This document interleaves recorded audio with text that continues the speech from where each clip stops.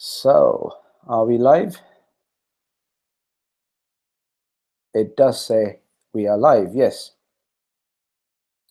Okay, excellent. Let's get going. Hello, everybody.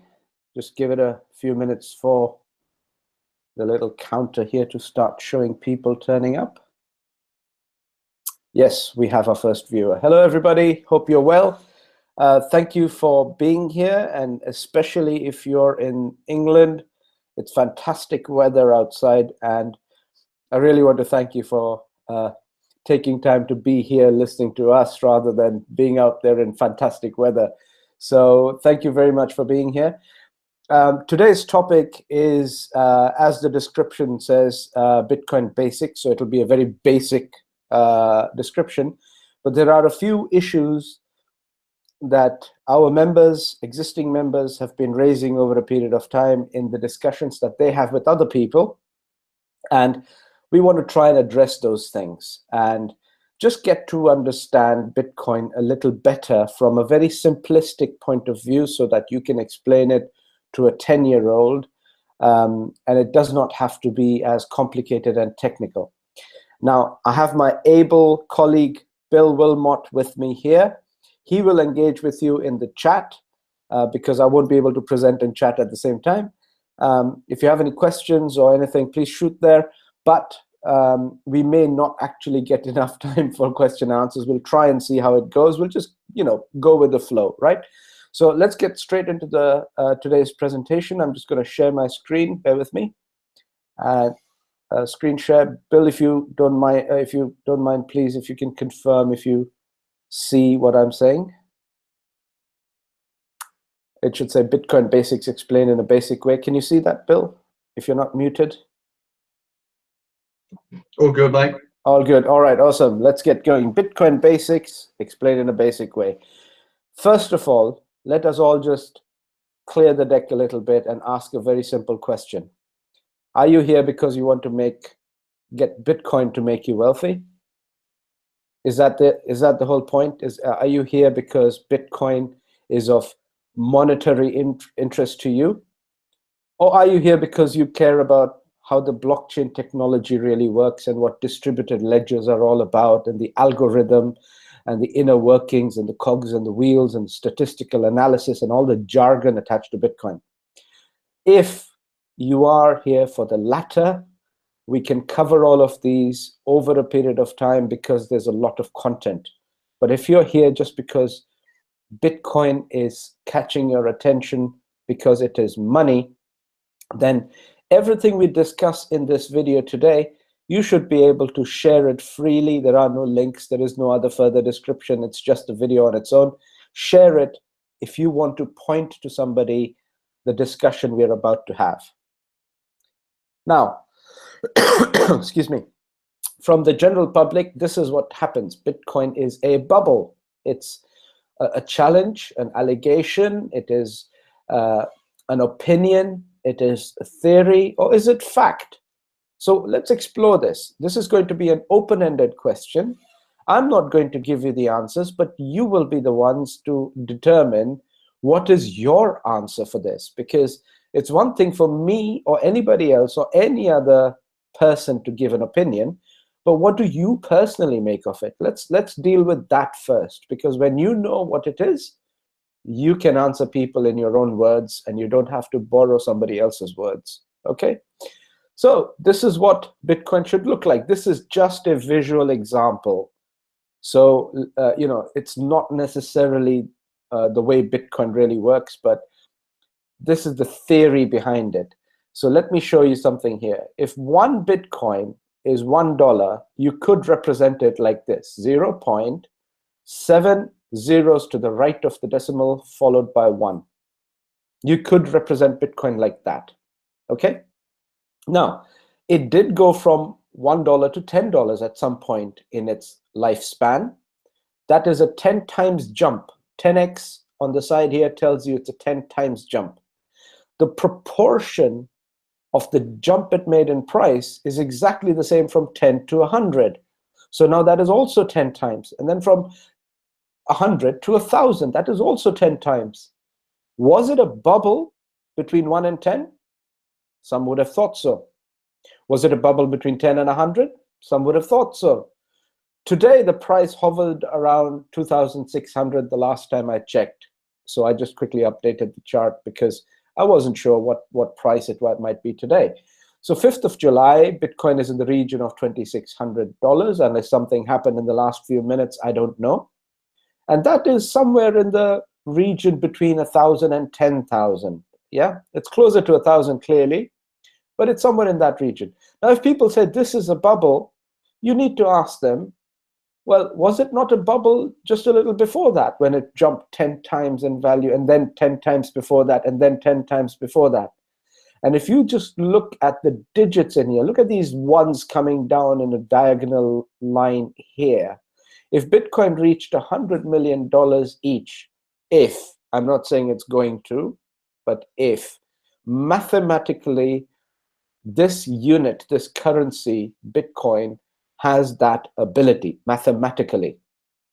And it has that ability better than any other fiat currency, including the dollar, because those billions and trillions are printed and created out of nothing.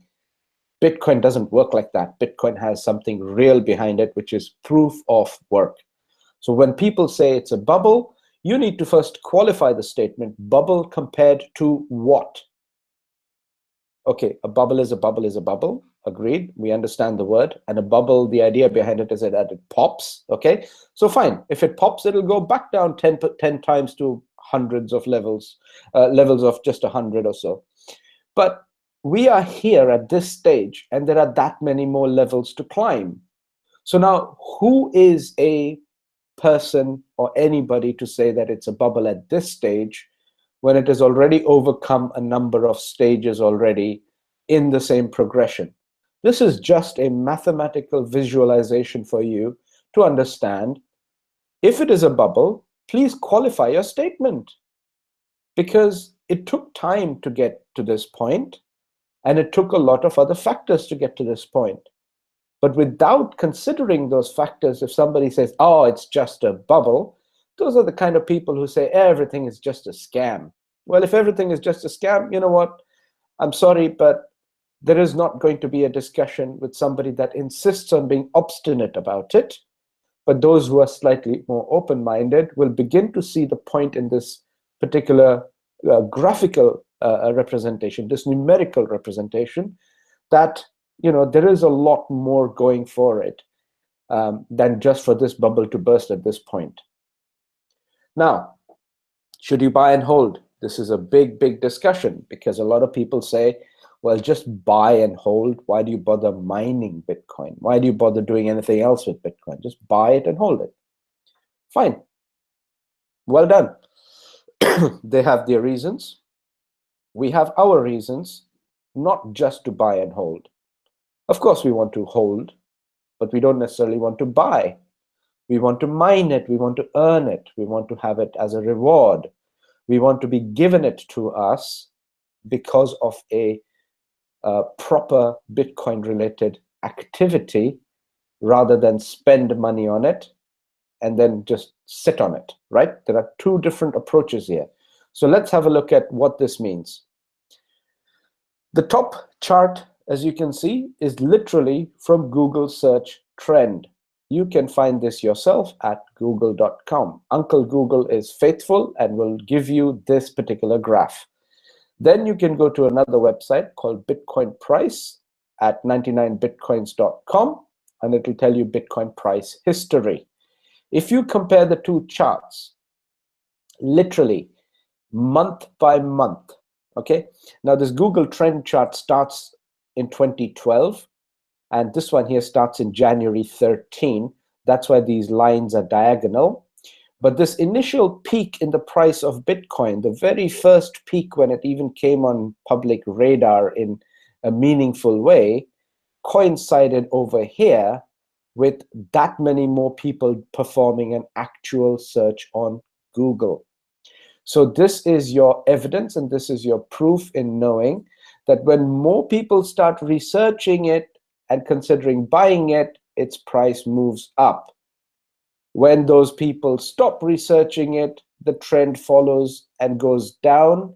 then there's only a few people remaining here in the middle at the bottom that continue to access Google for Bitcoin purposes or Bitcoin related search engine and websites.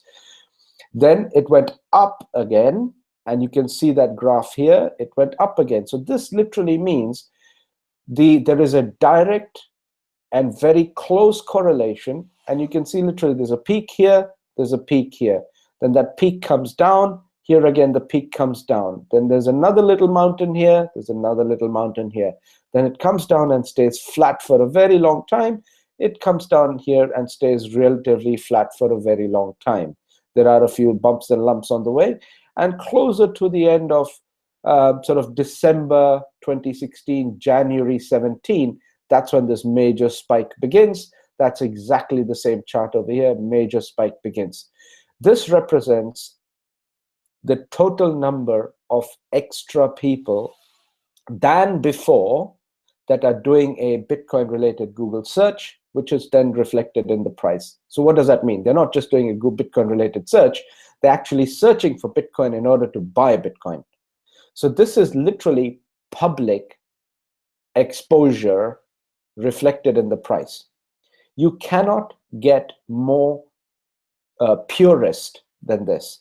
This is the purest way of looking at it, to say that Bitcoin price is directly related to the interest in the general public. This, first of all, shoots down all those people who say, oh, it's just a small group of people that are controlling it and manipulating it. It's a scam. And there are some secret organizations that are doing this, that. And look, secret organizations can't get the broad public to do a Bitcoin search on Google trends that you can visibly capture and then match it with the price. This literally means new people coming in. Imagine a whole, you open your window, a hotel window in Mumbai, India, and just open your hotel window one morning and you'll have 5 million people outside. Okay, this is how populated some of the parts of the world are. Now, when the trend catches on, the price reflects accordingly.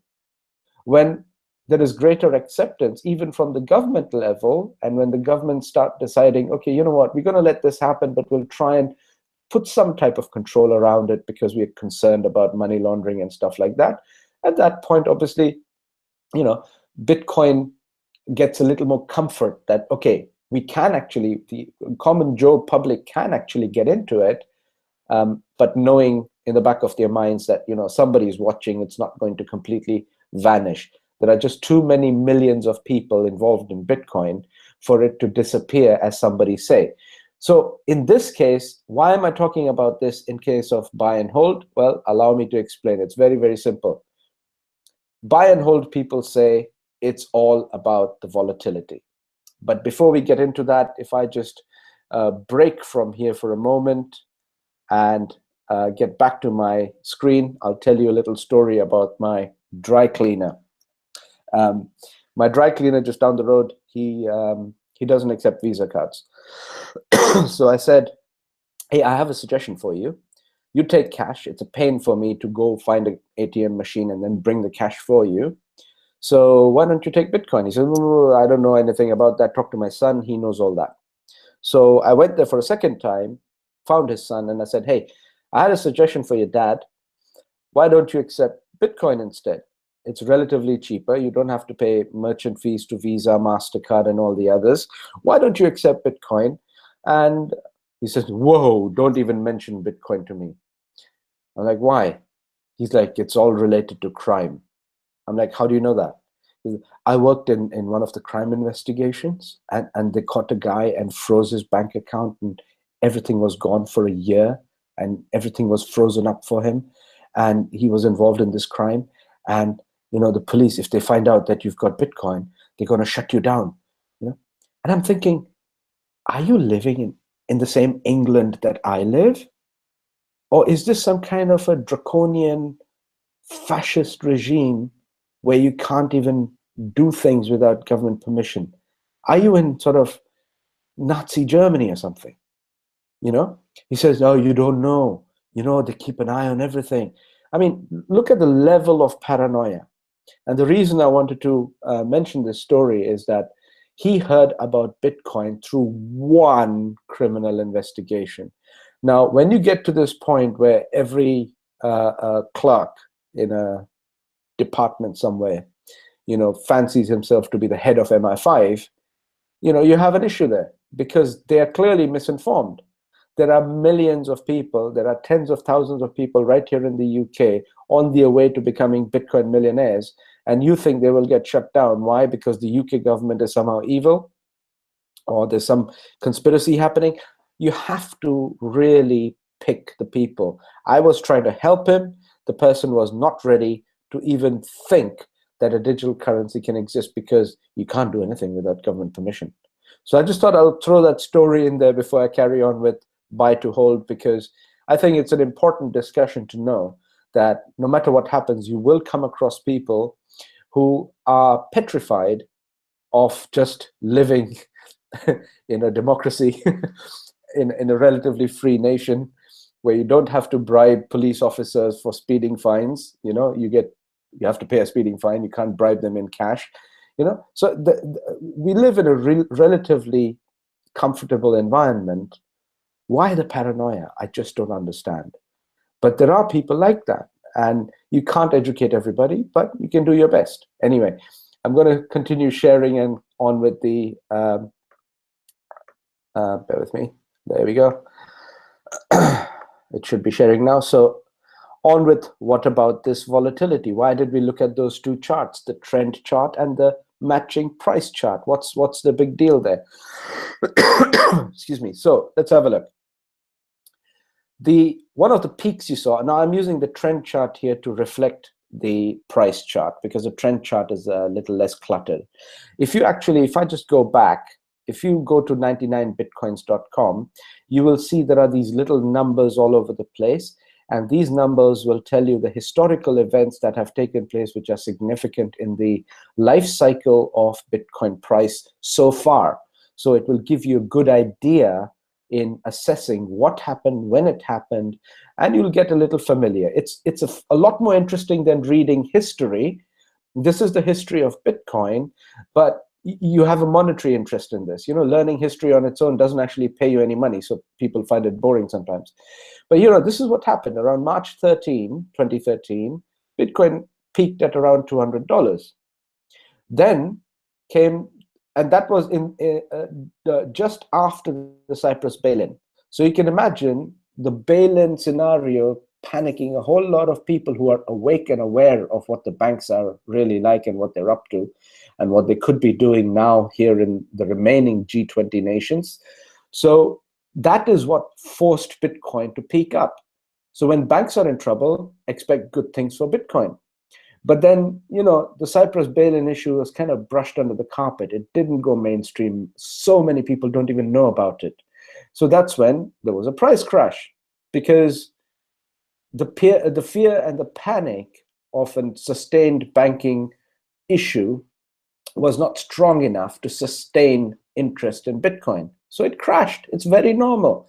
And you can check this out in around the region of March 2013, how Bitcoin price correlated to the Cyprus bail-in. Then when it crashed, it stayed fairly flat around 60, 65 level. It was hovering around there. And then something happened. The Bank of China, BOC, said okay to Bitcoin per se. It didn't like Chinese financial institutions to deal with Bitcoin, but it said it's okay for exchanges to pop up and the public to buy and hold Bitcoin as an alternative, because the Chinese yuan renminbi is a restricted currency, and the Chinese are suddenly cash rich because of this massive manufacturing program they have. So they have a lot more liquidity. They're all driving Volkswagens all of a sudden, when 20 years ago, 30 years ago, they were all riding bicycles, and that too imported from India. So, if you think it through, good news, like the Bank of China saying okay, had an immediate price impact. It shot up to over $1,000 around December 2013, and that was the all-time high at that point. And then something interesting happened. I won't mention the other peak because that'll be a very long discussion overall. But eventually, when it came back down, you know, exactly around 2 years ago, Bitcoin actually hovered around $264. I mean, are you thinking you should have picked up some then? Maybe? Were you aware of it? And this is why I asked you the question in the first place. Are you in Bitcoin because it's got the potential to make you wealthy? Or are you in it because of the algorithm? Because if you're in it for the algorithm, then you've already have bought a lot of Bitcoin way, way back, really early, when it was as cheap as this. But if you're joining the bandwagon now, we are amongst the relatively later adopters of Bitcoin. And then obviously the price went all the way, you know, flatlined till here. And then around March 2017, towards the end of 2016, it shot up again, and we saw the $3,000 peak just a few months ago. Okay, now why am I showing you this? When it comes to volatility, this is volatility. Good news, it goes up. Fear about something else, this becomes a safe haven. Cyprus bail-in is bad news for them, so it's good news for Bitcoin. Bank of China saying, well done, Bitcoin, is good news for Bitcoin, it's good news for us. When nothing else is happening and it's just flatlining, and the general and the whole Bitcoin community is unable to get massive worldwide acceptance for it, it is flatlining for a very, very long time. But now something has changed. Now it has come up to the 3,000 barrier, 3,000 sort of level, and then it's hovering between 2,500 to 3,000. And this is a sort of new flatlining level it has found. It may not flatline this long, but it is hovering within a reasonable range, which is way, way higher than when it was around $65 just 3 years ago. Compare this to the US inflation figures. You can find this at usinflationcalculator.com. You'll be amazed if you put in figures here like 1913 to 2017, you'll get something like 2,400% inflation or something. But let's just go with 2013, because the previous chart we discussed, to be precise, this chart was in the region of January onwards in 2013. So I've gone here for 2013. I'm not going too far back. I'm just trying to keep it relevant to Bitcoin. Now, 2013 to 2017, if you had $100, then in 2017, you're going to need $105 to buy the same item that would have cost you $100 just 4 years ago. That is 5% inflation. That 5% inflation means a guaranteed loss, a guaranteed loss in your purchasing power of your dollar. What does that mean for Bitcoin? Well, Bitcoin is volatile. You know, this thing is a straight line going down. It is not going up. This inflation, and a lot of the inflation figures are very nicely cooked, but the reality is when you go to the petrol station, your gas station, when you go to buy your daily groceries, and if you go to book the same holiday, the same vacation package that you booked 5 years ago, exactly the same thing, you will notice way more than 5% inflation in there. And that's not just because of increased demand from other people. It is also because everybody's raising their prices. Same thing if you go to, for example, 20 years ago, if you went to the Czech Republic, people used to say how absolutely everything is dirt cheap. It's amazing. You can pay in Czech kronas, which is, you know, nothing. And now you go there and all your prices in Prague and other cities of Czech Republic are basically the same price as euro. And they don't even use euros. But they've got so many euro customers coming in, euro travelers and visitors coming in, that the prices are exactly the same. So what does that inflation mean to the local Czech person? It's much higher than just 5% per year, right? But we don't get to see it unless you're careful in measuring how you measure it. So, which is better, a volatile ship caught in a storm or a ship guaranteed to sink? And this is what's happening with the dollar. This is a 100-year chart going from 1913 to about 2013 when our Bitcoin story starts. Bitcoin is a little older than that, but our story starts 2013 onwards, looking at the charts. This Bitcoin story here, this dollar story here is 100 years prior to that, and you have almost a guaranteed slide in the purchasing power of the dollar. And if you paid attention to what $100 million Bitcoin should look like, if you looked at that graphic just a few minutes ago, you will begin to realize that that is one thing that is proportionately on the way up. The dollar is a sinking ship. It's better to be caught in a volatile ship than to be in a sinking ship. And this is why. It's fancily mentioned here, USD asset value purchasing power in the red line. What it really means is extra cash floating around in the economy, which is diluting its purchasing power. The more of money they print and float around in the economy, the less it is worth in its ability to buy the same thing. So the chart you looked at earlier, the 100-year chart for the dollar, is the actual purchasing power of the dollar. That is on a decline. And on the other hand, the availability of dollar in the market is on its way up. Now, this is a chart that should be of interest to absolutely every single person that earns dollars, whether you do it through network marketing, or whether you do it through a job, or whether you have a regular business. You must understand what this chart is doing to you, because you think you may be earning more dollars, but you're earning more and more of worthless paper, which is why we have this business model of gold, silver, and cryptocurrency, which is a solution. And I hope these charts are a good, give you some clarity on why Bitcoin is actually a hedge, a protection against inflation, as much as it is an opportunity to transform your wealth using just a little bit of Bitcoin. You don't have to put all your eggs in one basket. 5 to 10% of your total wealth in gold and silver would be ideal. And then on top of that, whatever you deem suitable in taking a risk with Bitcoin, that should be ideal. So, should you buy and hold or mine Bitcoin? We haven't yet fully addressed that issue, have we? But I just want to tell you another little story, and that's the hairdresser. Now, who is this hairdresser? Let me show you. This haircut was given to me by my hairdresser and today.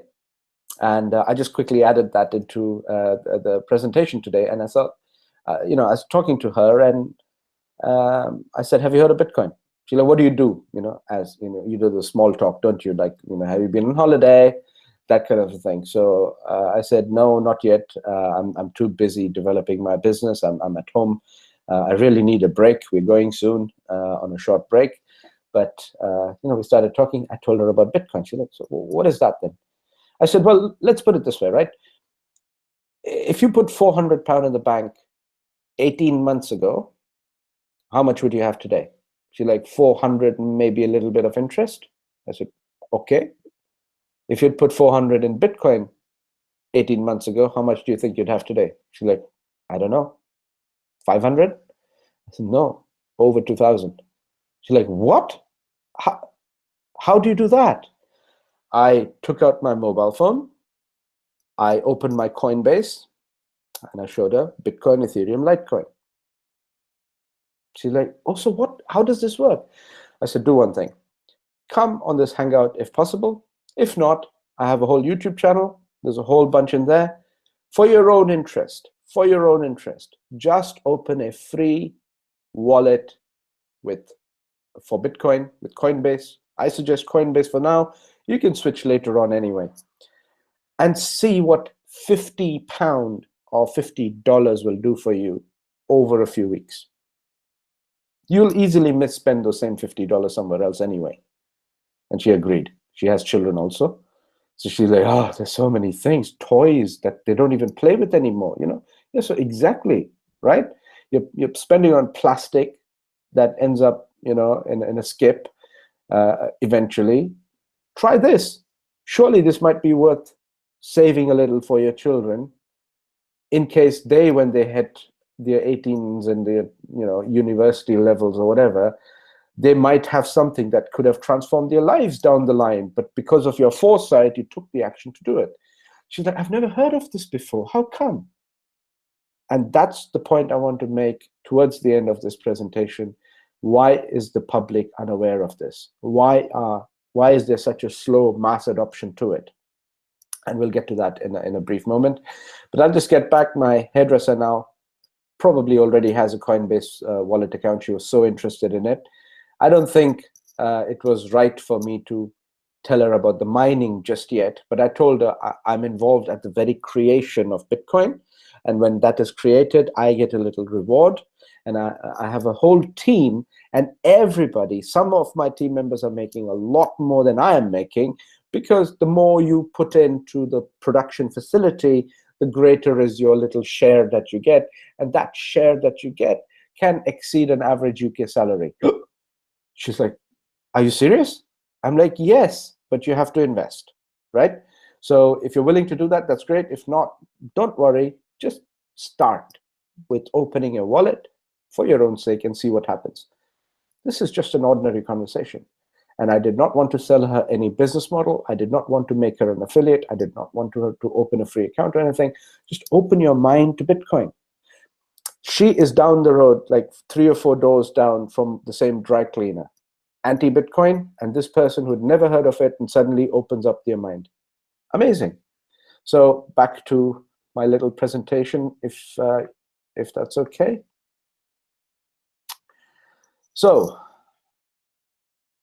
this is what happened with Bitcoin just recently. And this is why those who say buy and hold have a small point, and those who say you should mine will face with some opposition saying, no, you shouldn't mine. And this is where the discussion should be, and this is why this may be a good video to share with them. Bitcoin mining was incredibly profitable between 2013 and 2014, and some people were doing it very successfully.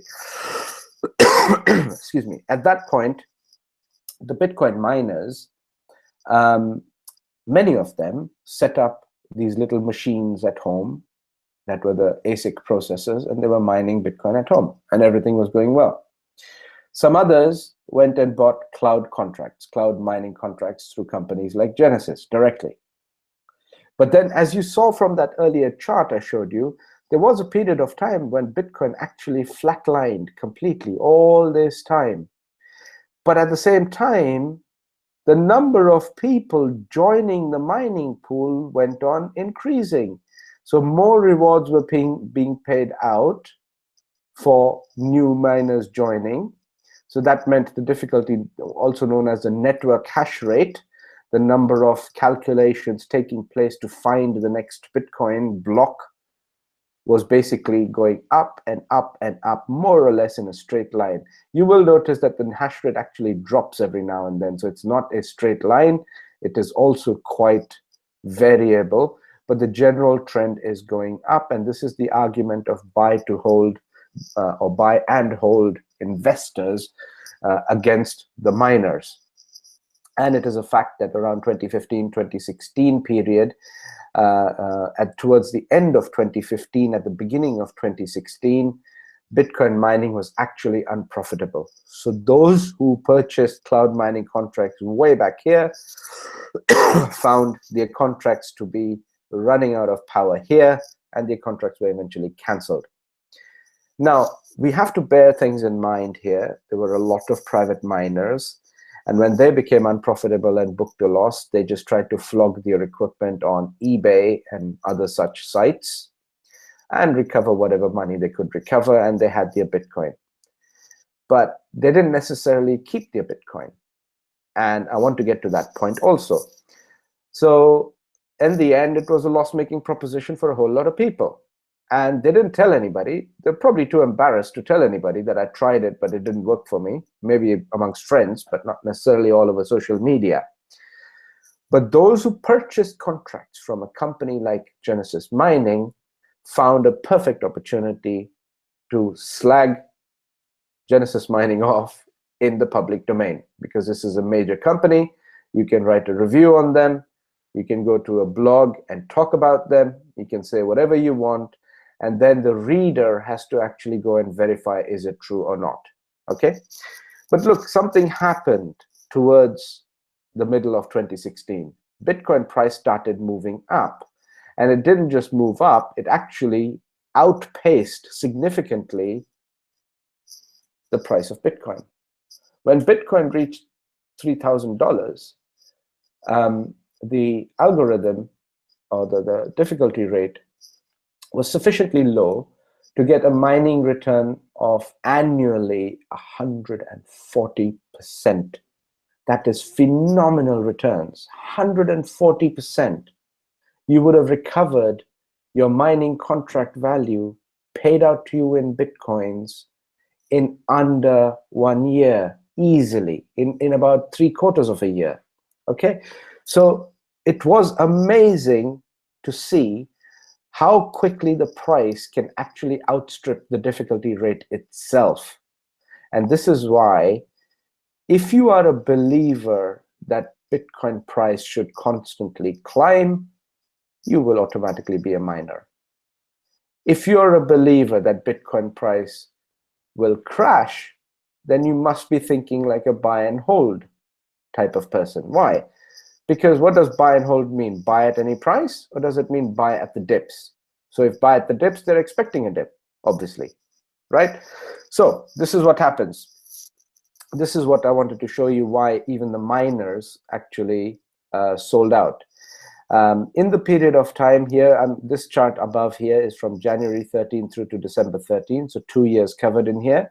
Around August, when Bitcoin started taking off, really in August 2013, this is now 2 years ago, it went up 900%. How amazing is that? That means a whole bunch of people got in there really quick because they're like, whoa, this is changing our lives. Let's get on the bandwagon. But there still wasn't enough social media exposure. There still weren't enough people aware of it because the mass media was most certainly not promoting Bitcoin, except for a few ad hoc articles here and there and a few bit of CNN coverage.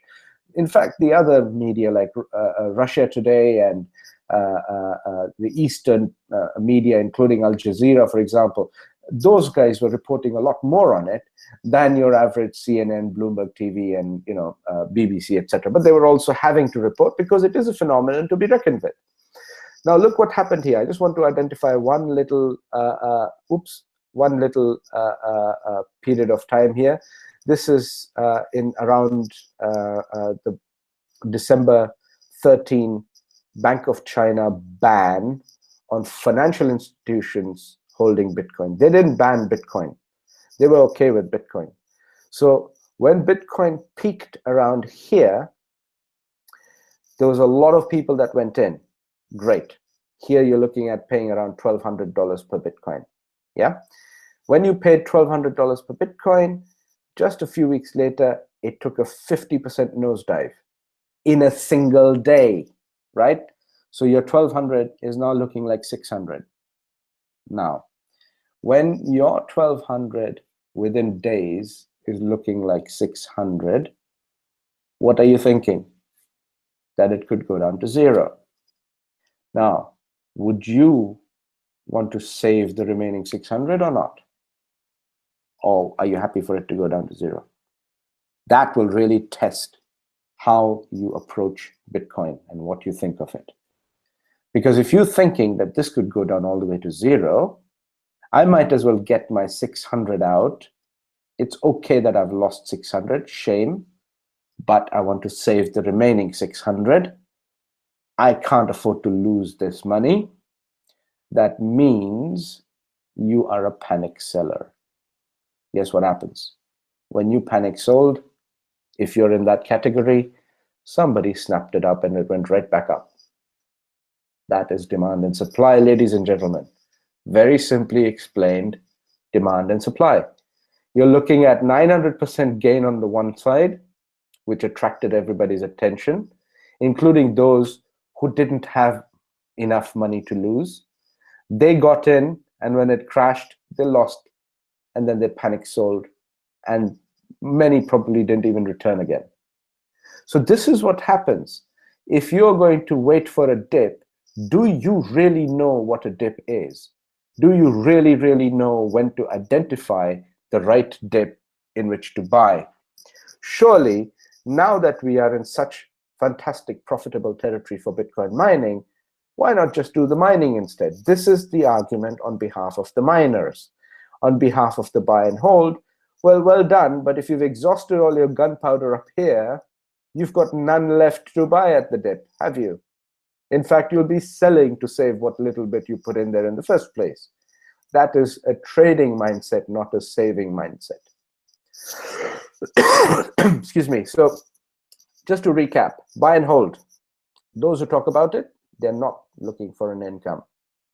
They're looking to buy something and wait for it to go up in price. They are interested in the capital gains aspect, not in the daily income aspect. So they're clearly not income seekers. Why argue with people who are looking for something totally different than you? You both may be involved in Bitcoin, but why would you debate with somebody who's not in the same boat for the same reason as you? We're both in the same boat, but not for the same reason. You may want to just cross over to the other side. They're just there for the ride. So it depends how you look at it, right? They are definitely not savers and accumulators, because an accumulator would want to have more and more and more, which is what the daily fractional payment of Bitcoin rewards represents. Every day you get little by little by little, you're constantly accumulating and reinvesting, accumulating and reinvesting. If you're compounding, even if you're just not compounding, you're just daily simply collecting the fractions and you're happy. Buy and hold can't be an accumulator because they spend all their money on just buying and then they sit on it. They're not accumulating. Then you have to wait. You don't know when the next dip is going to come. Or even if it comes, you may have missed it. You don't necessarily know what level to get in at because it's all open territory. It's also new that nobody really knows at what level next Bitcoin is going to stabilize. We don't know. We don't know how high it will go and then crash again and then stabilize a little bit and then go higher and then crash again and stabilize a little bit. We don't know. So how can you be an accumulator when you're really not interested in gathering more and more Bitcoin? Instead, you're just exhausting all your resources on buying and holding, and then it's, theoretically speaking, gathering dust. Okay?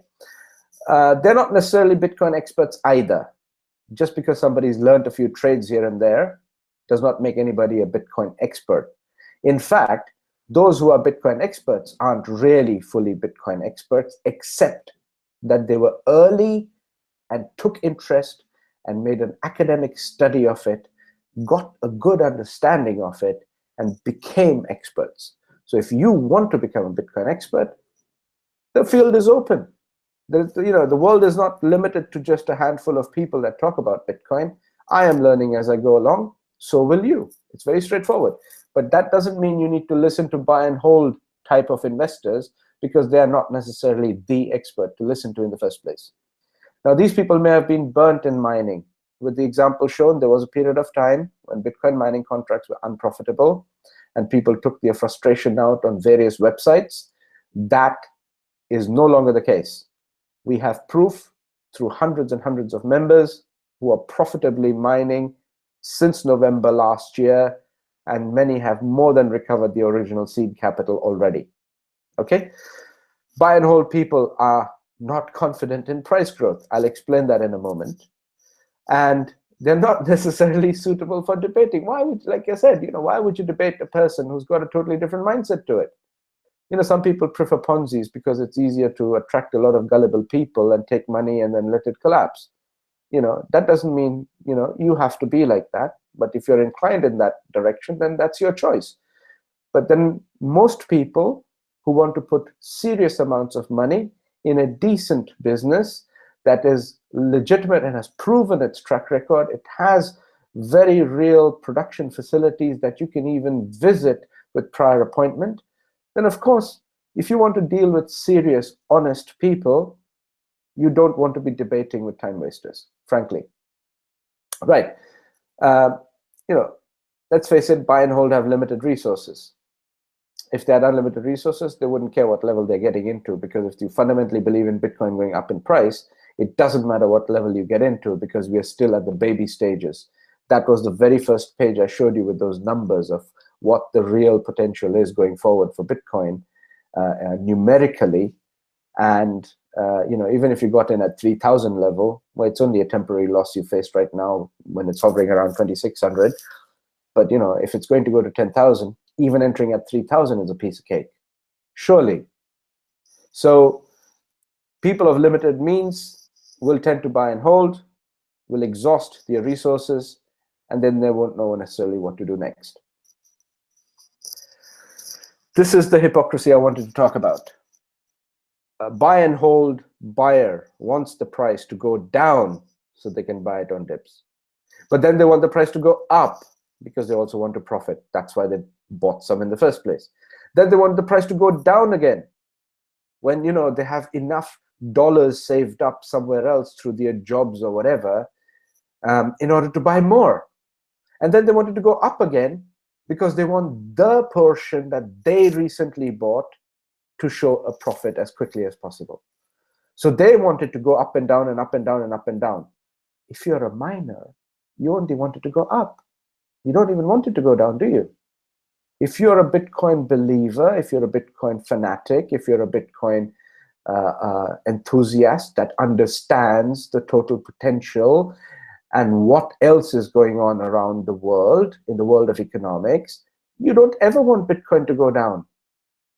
But who are these up and down people? They're the ones who book profit, crash it, some of them dump it, some of them, push the market as much as they can, then they pull it down as much as they can.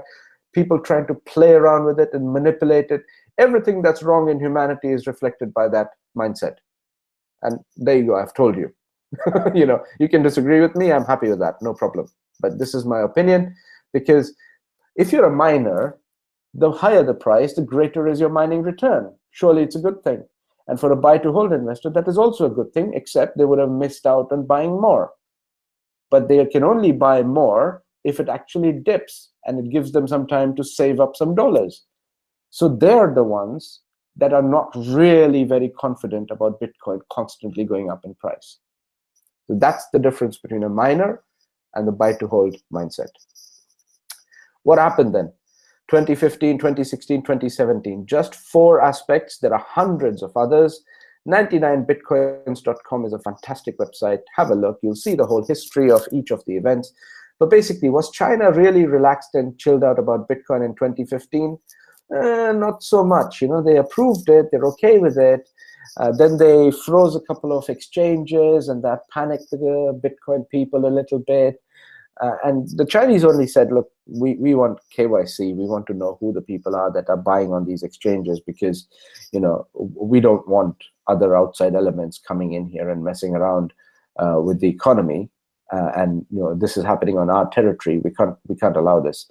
So China wasn't so relaxed in 2015, but 2016 they opened up a little, and now they're even more enthusiastic. They're trying to put greater systems and better systems in place for all the Bitcoin and cryptographic community, generally speaking. In Japan, it wasn't an officially recognized currency. By 2016, it became an officially recognized currency at par with the basket of tradable currencies in Tokyo Exchange. So if you're dealing in Tokyo Forex Exchange, you can treat Bitcoin like any other currency. Now that has some significant potential. And in 2017, they are further enhancing the acceptance by encouraging major retailers, 230,000 something retailers, to start accepting Bitcoin and displaying on their windows, Bitcoin accepted here. Is that a difference from 2015 to 2017 or not? Australia, even till 2016, they were still mulling, umming, and eyeing about it. But good on them, Aussies. They finally came around in 2017. They have made a proper official tax structure around Bitcoin. They want to know, they want the public to know that it's okay to go ahead, but you will be paying your dues over a period of time, and they're not trying to stop it at all. Now, in 2015, 2016, Bitcoin on its own did not have a 60 billion market cap. In 2017, it has reached that. It's a milestone. 60 billion is only the Bitcoin portion. The remaining 40 billion are the remaining cryptocurrencies. If you add the two together, you're looking at 100 billion. This was not the case 2 years ago. So when Bitcoin was languishing in the territory where Bitcoin mining was unprofitable, then at that point, the market cap was measurably, reasonably small. Now it's completely different. It's taken everybody by surprise. There's greater acceptance.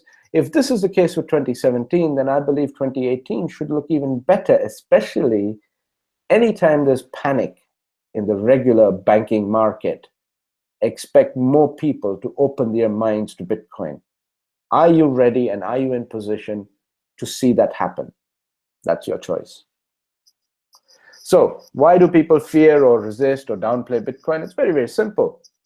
You know, here in the middle of this triangle here, you've got the pioneers. They're at the very top. They're at the pinnacle. They're the ones who were the early adopters. They were the ones to devise, even conceptualize things like how the blockchain would work out and pan out. Not just the inventor or creator of Bitcoin itself, but he alone wasn't enough. He circulated a white paper. It got some kind of very high levels of interest from others, and they said, look, you should do this. And you know, through correspondence online, through people all across the world, some in California, some in some early adopters were involved in Australia already, and you know, it took off from there. But they were the pioneers. Then came the mass leaders. These are the people who built a whole cryptocurrency ecosystem around it. I would not call Vitalik Buterin, the creator of Ethereum, I would not call him the pioneer just yet, because he literally borrowed the idea, but he's a mass leader because he's basically led a new revolution on the back of what the pioneer started. He learned from Bitcoin and did something slightly better, slightly different. It's not taken off as much yet, but it certainly has a great potential. Although it has its flaws, it has had a number of issues, but it still is a genius idea. And that is just one example. Those are the market mass leaders. And then come the newcomers. I would put myself in this category. I'm an awake, relative newcomer to this phenomenon. In 2012, when I was sitting in my office in one of the London banks, I hated Bitcoin with a passion. I thought, oh, what a bunch of muppets. But now it's changed. And the rest of the public that has yet to cross this red line, which is the mass adoption barrier, are generally media influenced. If the media turned around and said, have you considered Bitcoin? There's no harm holding a few, is there? Would you consider doing that? If they did that, why would the public would react immediately? But because the media doesn't necessarily tell them, the media isn't necessarily pushing it. In fact, the media is always almost trying to paint a negative picture of Bitcoin. The mass influence is yet to catch on. But then this is where we come in. We are awake and we are spreading the awareness. The same applies to any other system. A specialist knows his stuff. He has an apprentice, the learner. And then there are others who are inquiring into the business, and the rest are what you call muggles. They can see everything in plain sight, and still they don't know what's going on. Now, it would be unfair to call the masses muggles simply because some people are more aware of what is going on financially, economically, in the banking world, with the bail-in scenarios and all the legislations in place. It requires education, and unfortunately, education is relatively easy to give. It is not easy for people to receive because it requires effort. Now, what would you rather do? Put your feet up, crack open a bottle of bubbly or something, and then watch a nice little program and relax after a long day's work? Or would you get in front of a computer yet again after a day in the office and try and learn yet again something extra in order to improve your life? There are relatively less number of people that are willing to do that. There are a greater number of people that would rather invest their spare time in pleasure. And therefore, I'm not derogatorily calling them muggles, but I'm saying that everything is in plain sight, but they still won't see it because their certain synapses haven't clicked yet. Now, the same thing, it's exactly the same thing. I'm not going to repeat myself, but I'll just go on to the next one. This is where the misinformation comes from. This is the head of the IMF. And at the Davos meeting recently, she said, Bitcoin is for criminals. Imagine that, coming from the super criminals that the IMF themselves are. And I'm saying that with a reason, because the IMF has been there for donkey's years. The World Bank has been there for donkey's years. They've seen crisis after crisis after crisis. None of the debt-laden third world countries, as they were called, or the poorer nations, they're still in debt. Nothing's really improved. So what are you doing exactly? What are these supranational United Nations level tentacles? What have they actually accomplished? Can anyone tell me what have they accomplished that has really changed the lives of people, other than small little projects here and there which are nice for window dressing, but the warehouse is empty, the world is going bankrupt, almost like going to hell in a handbasket. So this is what it is. Now, to end this, I'll tell you the last of my stories, which is about the radio host. Thanks to our Bill Wilmot, I was recently invited to one of the radio stations in the United Kingdom, and the radio presenter, lovely lady, she had a person who, I was told, and Bill told me, that they want to know more for their audience, for their radio audience. They want to know more about what is this Bitcoin thing, and what are you doing exactly with gold, silver, Bitcoin? How does that work? They want to explore and educate the public about it, which is great. And I accepted, so I went down there and we both sat in front of the mic.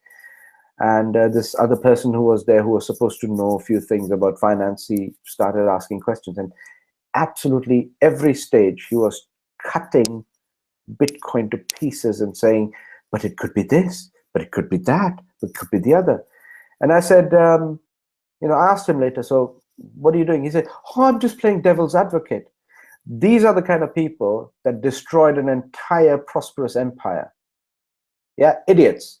I'm sorry, but idiots, complete, total, utter idiots. Who told you to play devil's advocate? You invite people onto a radio talk show to educate your audience, and instead of educating them, what you're doing is you're helping plant seeds. Now, thankfully, for every problem and every challenge he threw, I had an answer. In fact, I had a better answer than he could have comprehended.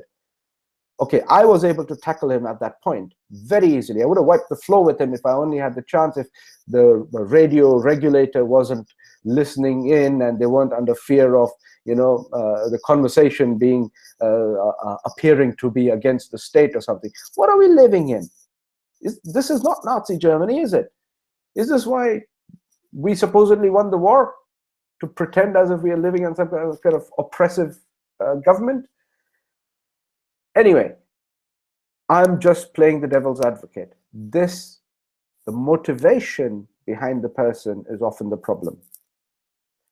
When you approach the issue with, this is a phenomenon, it is taking place, it exists, there are people involved in it, millions, and some are waxing lyrical, some are a little skeptical. No problem, it's good to be skeptical. Ask questions. Ask, demand questions, and expect to have answers for those questions. Be satisfied to a point where you're comfortable with the answers until another doubt comes up, and then keep exploring. It's Kaizen, the Japanese Kaizen, it's a process of learning. So keep learning, keep exploring, no problem. But to play devil's advocate for sake of being a smartass, forgive my language, that is what bankrupts a nation. That kind of an attitude, that kind of a complete busybody, pencil-pushing type of an attitude is what holds back. That is what you call philosophical red tape. Just adding layers of thoughts for no reason, just because you have so much self-importance about it. Guys, next time when we have an opportunity, on next Wednesday, exactly the same time, I hope you can join us. I want to cover all the other companies. There are companies, I'm going to name them, including their owners, whoever they are, and I'm going to go step by step about what the packages cost, what the fees for the packages are, how the income is generated, where the level of transparency is. I'm going to cover all of them.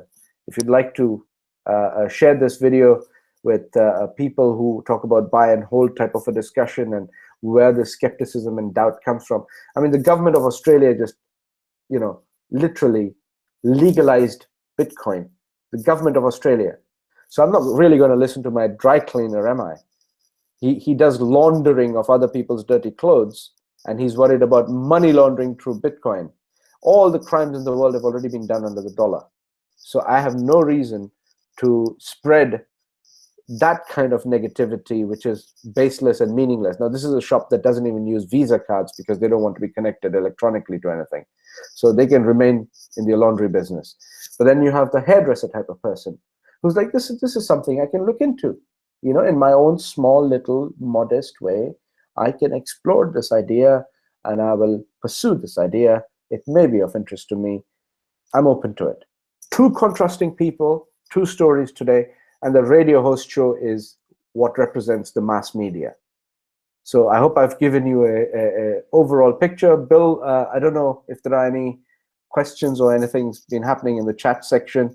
Please let me know. And I think we'll end after this review, and then hopefully I can see you. We can both see you next Wednesday when we'll cover all the other companies. All right, guys. So, Bill, anything? Yeah, there's no questions. I think the main thing coming through is the quality of the presentation. Super impressed by today's content and delivery. We need to be a true professional anyway, but I think it's an awesome presentation. Everyone's very happy with what you're saying, and looking forward to next week. So, guys, if it is good, I panicked there for a moment, and then the quality of presentation, what have I done? Well, it's been a while since we've done one of these, and not everyone's seen you before in this sort of mode. So that's probably what we're talking about here. And also, a lot of water's flowed under the bridge since we last did one of these. Yeah, there's been a lot of change, a lot of excitement, and obviously we've seen the CEO up front and personal. Yeah. Had our first UK conference, and we've got another one coming in September when we can actually pin the dates down and the people want to see there. So yeah, it's all good. I think this year's going to be a huge year for us. Huge year. Well, it already is shaping up, and guys, this is all thanks to the team's effort, because look, I alone can't do anything. Okay, so I have a small group of people originally we started with, and then that gradually grew, and now we're gathering momentum. We're trending on social media, which is a great thing. Just don't give up on the momentum, because what's going to happen is you are still getting paid. When other opportunities come and go and come and go and come and go, you are still getting paid, and you are constantly there. This is what changes even the skeptics, and they will come. They will come. They're watching you. They're keeping an eye on you.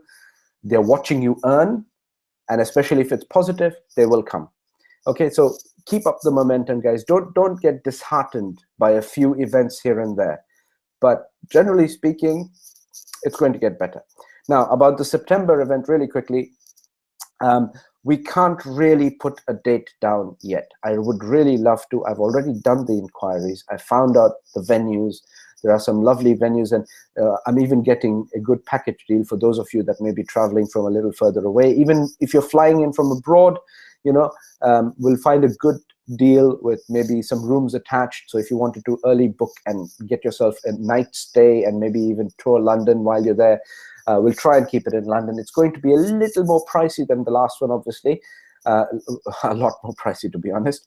But we'll take care of all of that. The reason I don't have a date yet is because what I would really like in this conference is for you to be able to say, there's a top guy from a top company in the Bitcoin mining community who's going to be standing there and delivering a talk for you. If you can say that, I don't know yet who it could be, but I'm trying to arrange it. So allow me some time. We don't have a date yet. I appreciate some of you will need to take a day off for the conference, but it'll most likely be over a weekend.